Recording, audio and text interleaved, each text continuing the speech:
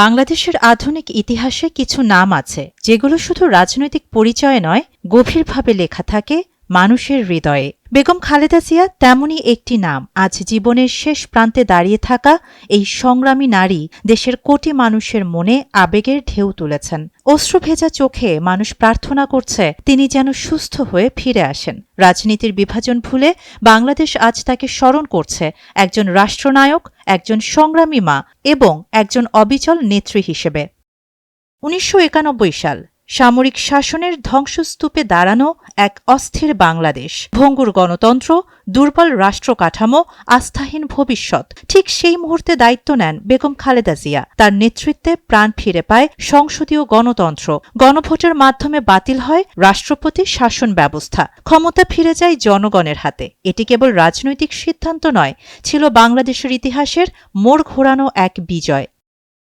অর্থনীতিতেও পরিবর্তনের শুরু হয়। গার্মেন্টস শিল্পে প্রথম টেকসই উত্থান, রফতানি ৩ গুণ বৃদ্ধি, রিজার্ভ দ্বিগুণের বেশি, মাথাপিছু আয় বেড়ে ওঠার সময়টা, এসবই তার শাসন আমলের দৃশ্যপট। বিশ্বব্যাংক পর্যন্ত বলে তার অর্থনৈতিক নীতি ছিল দক্ষিণ এশিয়ার অন্যতম সফল মডেল।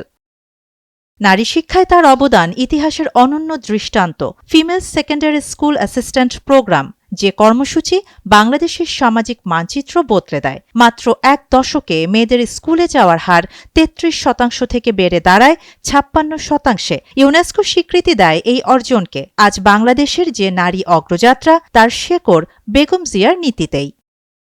রাষ্ট্র পরিচালনায় তিনি ছিলেন অকুতভয়, আপোষহীন। ভারতের সঙ্গে কূটনীতিতে তিনি গড়েছেন সমতা ও মর্যাদাভিত্তিক সম্পর্ক। দেশের সার্বভৌমত্ব নিয়ে কখনো আপোষ করেননি। আন্তর্জাতিক অঙ্গনে তার কণ্ঠে শক্ত হয় বাংলাদেশের পরিচয়। কিন্তু তারপর ১৬ বছরের দীর্ঘ দমনপীড়নের অধ্যায়, রাজনৈতিক মামলার জালে তাকে কারাগারে নিক্ষেপ করা হয়। অ্যামনেস্টি ও হিউম্যান রাইটস ওয়াচ বলেছিল এটা ছিল রাজনৈতিক নিপীড়নের বিচার। কারাগারেই চিকিৎসা বঞ্চনা তার শরীরের উপর নেমে আসে নির্মম আঘাত হয়ে। লিভার, কিডনি, হাড়ের জটিলতা, ক্রমে ক্ষয় হয়ে যায় তার শারীরিক শক্তি। একজন রাষ্ট্রনায়ককে রাষ্ট্রই ঠেলে দেয় অসহায়তার শেষ প্রান্তে।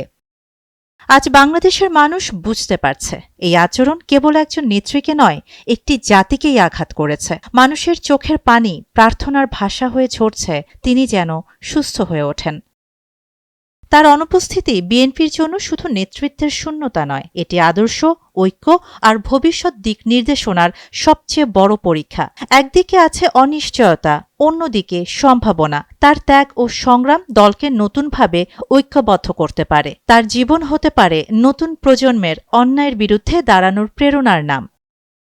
আজ বাংলাদেশের মানুষের প্রার্থনা শুধু একজন নেত্রীর জন্য নয়, এই প্রার্থনা একটি নিষ্ঠুর সময়ের অবসানের জন্য, একটি স্বাভাবিক গণতন্ত্রের ফেরার জন্য, একটি মর্যাদাপূর্ণ বাংলাদেশের প্রত্যাশার জন্য। বেগম খালেদা জিয়া, তিনি কেবল একজন ব্যক্তি নন, তিনি একটি যুগ, একটি সংগ্রামের নাম। শাহানা জাহান, নয়াদিগন্ত।